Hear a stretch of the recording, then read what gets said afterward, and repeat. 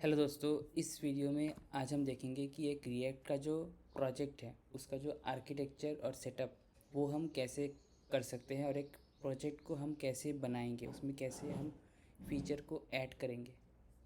तो अगर आप देखोगे ये जो प्रोजेक्ट है इसमें ये एक मैं इसको एक बार क्लोज़ कर देता हूँ। तो अगर मैं इस प्रोजेक्ट को रन करूँगा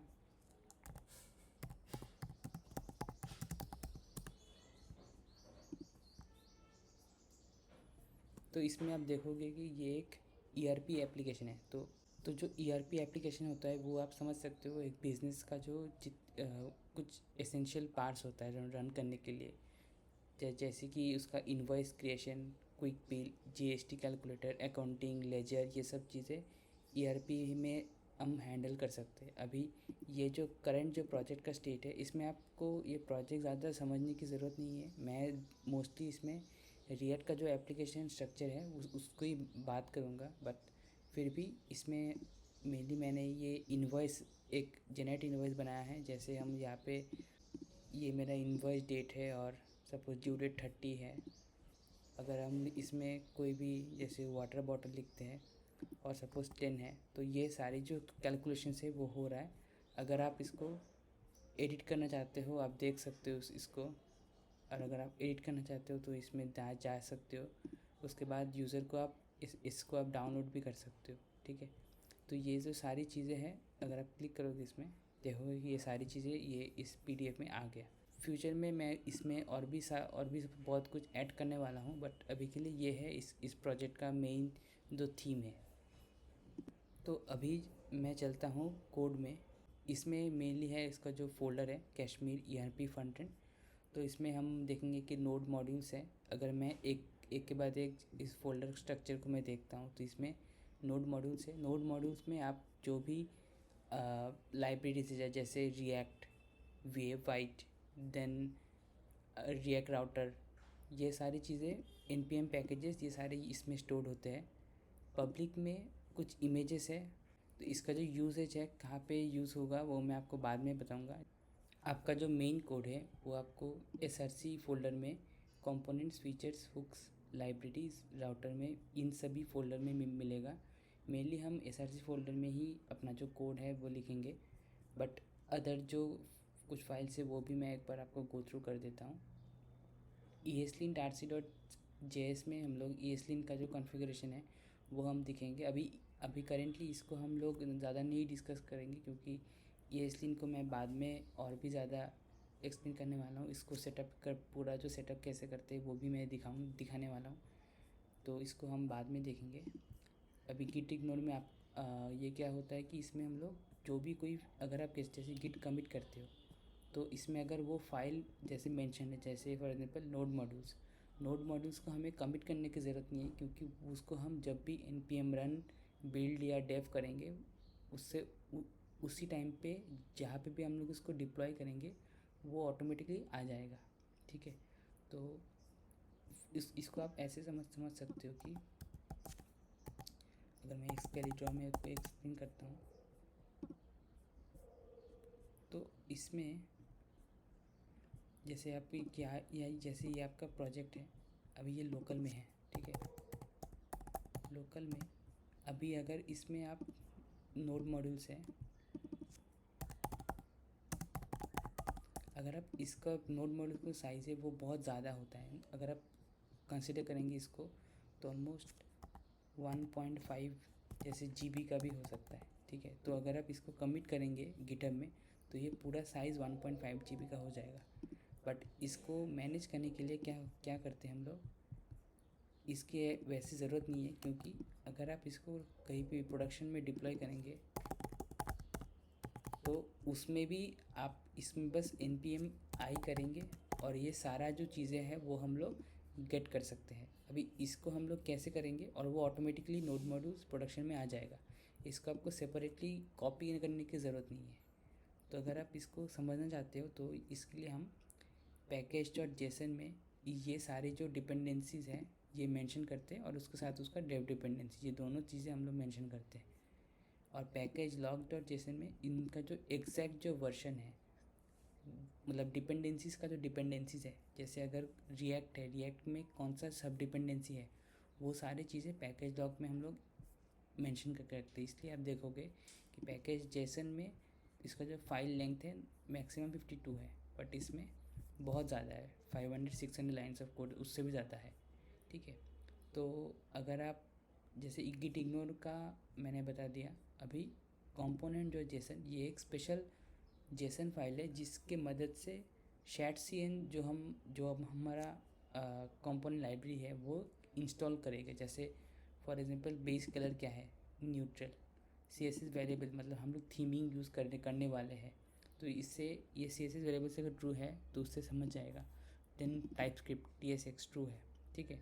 LESS, ठीक है, ये आइकॉन लाइब्रेरी लूसी, ये कॉन्फ़िगरेशन है शैट-cn को समझने के लिए, शैट-cn कैसे उसको इन कोई भी अपना कंपोनेंट्स है वो कैसे इंस्टॉल करेगा।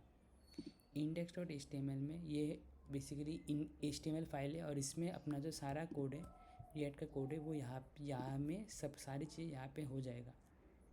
ठीक है, देन पैकेज जेसन और ये मैंने बता दिया। नेटलिफाई में हम वो करेंगे जब अगर हम लोग इसको डिप्लॉय करेंगे, तो ये रिएक्ट स्पेसिफिक नहीं है, ये डिप्लॉयमेंट के टाइम पे हम एक्सप्लेन करेंगे, मैं करूँगा।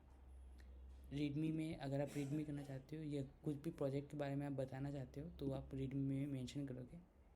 तो अभी हम आते हैं tsconfig.json। ये एक बहुत ही इम्पोर्टेंट फाइल है जिसमें हम टाइपस्क्रिप्ट का जो कॉन्फ़िगरेशन है वो हम करते हैं। तो बाय डिफ़ॉल्ट इसमें बहुत सारी चीज़ें अच्छा ही लिखा हुआ होता है, बट हम लोग कुछ एक्स्ट्रा अगर ऐड नहीं है, जैसे फॉर एग्जांपल स्ट्रिक्ट ट्रू, इसमें ये टाइपस्क्रिप्ट को मतलब आप बहुत ज़्यादा इन्फोर्स करेंगे कि आप टाइपस्क्रिप्ट को स्ट्रिक्टली फॉलो कीजिए। फॉर एग्जांपल अगर आप कोई भी मतलब एनी जो है वो टाइपस्क्रिप्ट में ज़्यादा अच्छा नहीं है कोड करना, ठीक है, तो उस एनी देन एज इसको हम लोग ज़्यादा टाइपस्क्रिप्ट में फॉलो नहीं करना चाहिए। वो टाइपस्क्रिप्ट अलाउ करता है, अगर आप इसको अलाउ नहीं रहेगा, बट अगर ये ट्रू है तो वो आप अलाउ नहीं कर सकते। देन अनयूज्ड लोकल, जैसे अगर कोई वेरिएबल है उसको आपने बस डिक्लेयर किया बट आपने यूज़ नहीं किया, ठीक है, तो वो अनयूज्ड लोकल हो जाता है, तो वो हम लोग वो टाइपस्क्रिप्ट में उसको एरर थ्रो करेगा। तो ये सारी चीज़ें हैं जिसको हम tsconfig में मेंशन होता है, और उसी का ही अलग रिलेटेड है एक tsconfig.node.json। ये क्या होता है कि नोड स्पेसिफिक कुछ चीज़ें हैं, जैसे अगर कोई, जैसे आप नोड मॉड्यूल्स में जो पैकेजेस हैं उनका अगर कुछ टाइपस्क्रिप्ट कॉन्फ़िगरेशन है स्पेसिफिकली उससे रिलेटेड, तो वो हम tsconfig.node.json में मेंशन करते हैं। उसके अलावा एक दूसरा फाइल है वो है white.config.json। तो ये एक बहुत ही इम्पोर्टेंट फाइल है जो वाइट जो इस पूरा एप्लीकेशन को बिल्ड करता है उसके लिए कॉन्फ़िगरेशन है। फॉर एग्जांपल इसमें हम लोग क्या यूज़ करेंगे, प्लगइन्स में रिएक्ट है, टेलविंड CSS है और एक चेकर है। ये बहुत काम की चीज़ है। अगर आप इसमें देखोगे, अगर मैं इसको रन करता हूँ, अगर मैंने सपोज़ गलती से यहाँ पे dashboard.tsx, ये मेरा डैशबोर्ड का जो कंपोनेंट है उसमें अगर मैं suppose const x equals to 1, ये अनयूज्ड है, ठीक है, तो ये डायरेक्टली ही आपको पता चल जाएगा कि क्या मिस्टेक हुआ है, कि ये यहाँ पे लिखा है कि x is declared but value is never. तो ये टाइपस्क्रिप्ट का जो एरर है वो आपको बाद में नहीं पता चलेगा, ये आपको उसी मोमेंट में ये वाला जो प्लगइन है उससे आपको मिल जाएगा, ये जो चेकर है। तो ये हम लोग एडिशनली आप इंस्टॉल कर सकते हैं, हालांकि वो मस्ट हैव नहीं है बट बहुत ही अच्छा है अगर आप ये प्लगइन को यूज़ करते हैं, ठीक है।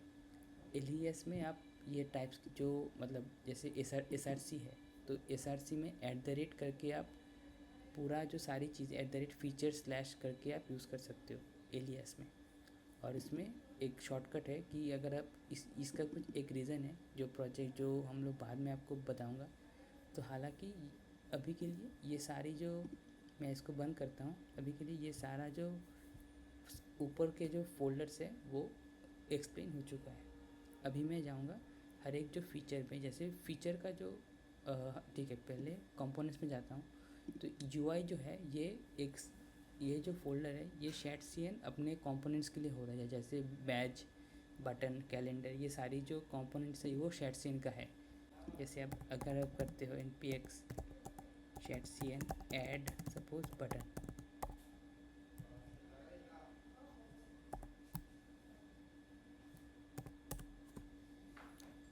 तो अगर आप देखोगे कि इसमें ऑलरेडी Shed.cn को बोल रहा है इंस्टॉल करने के लिए। अगर मैं इंस्टॉल करता हूँ तो आप यहाँ पे देखोगे कि यहाँ पे आ कि the file button already exist, would you like to overwrite. तो मैं यहाँ पे अभी के लिए नो प्रेस कर देता हूँ, तो वो नहीं जाएगा कुछ। तो ये मॉलिक्यूल्स जो है वो फीचर, अगर आप कुछ ये एक्स्ट्रा मैंने बनाया है, ये वाला मोल्डर, मतलब ये यूआई से थोड़ा ऊपर है। यूआई का कुछ यूज़ करके हम लोग मॉलिक्यूल्स बनाते हैं, ठीक है। वो भी फीचर्स जो है ये बहुत ही, इसमें ही हम लोग ज़्यादा काम करेंगे, ठीक है। मैं अभी के लिए इसको फिक्स कर देता हूँ कि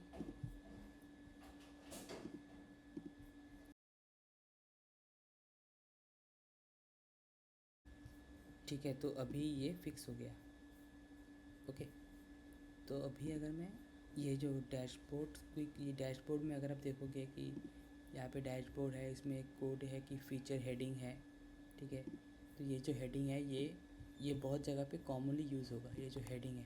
तो इसलिए ये जो हेडिंग और वेलकम बैक है ये बहुत जगह पे यूज़ होगा, तो इसलिए मैंने इसको एक कॉमन फोल्डर मॉलिक्यूल में डाल दिया।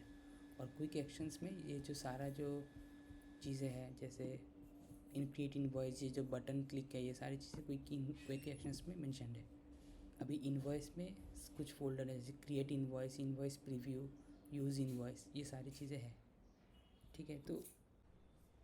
तो अभी मैं थोड़ा सा आपको इस प्रोजेक्ट का जो राउटिंग है वो थोड़ा सा एक्सप्लेन करूँगा। तो इस राउटिंग का स्टार्ट जो होता है जो यहाँ से होता है, और यही जो फाइल है इसी जो ये जो कोड है इसी में ही सारा जो एप्लीकेशन का जो राउटिंग है उससे हम लोग कर सकते हैं।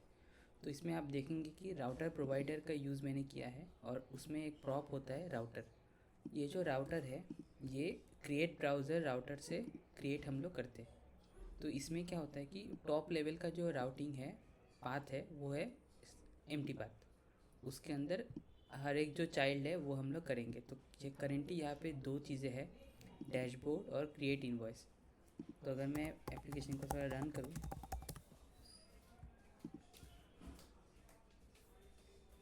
तो इसमें आप देखोगे कि यहाँ पे जो एम्प्टी पाथ है ये डैशबोर्ड का है, और यहाँ पे इनवॉइस वाला जो है ये दूसरा एक राउट है। अकाउंटिंग भी है बट वो अभी तक हमने किया नहीं, ठीक है।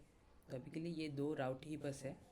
तो इसको हम लोग ऐसे करते हैं कि इंडेक्स ट्रू, मतलब इंडेक्स ट्रू का मतलब ये है कि अच्छा, अभी इंडेक्स जो ट्रू है ये सभी चिल्ड्रन में मैक्सिमम एक ही चिल्ड्रन को हम लोग इंडेक्स ट्रू करेंगे। और इसका मीनिंग ये है कि अगर स्लैश है तो ये इसका कोई अलग से पाथ नहीं देना पड़ेगा, बाय डिफ़ॉल्ट ये इसी को फॉलो करेगा। तो जैसे कि आप देख सकते हो, क्योंकि हम लोग चाहते हैं कि डैशबोर्ड को स्लैश से ही करे, इसलिए इंडेक्स को ट्रू करना पड़ेगा।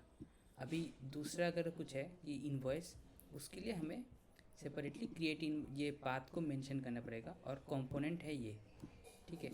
अभी कुछ ऐसे भी केसेस हो सकते हैं कि आपको यहाँ पे हम लोगों ने बस एक कंपोनेंट का पाथ मैंने बस दे दिया है।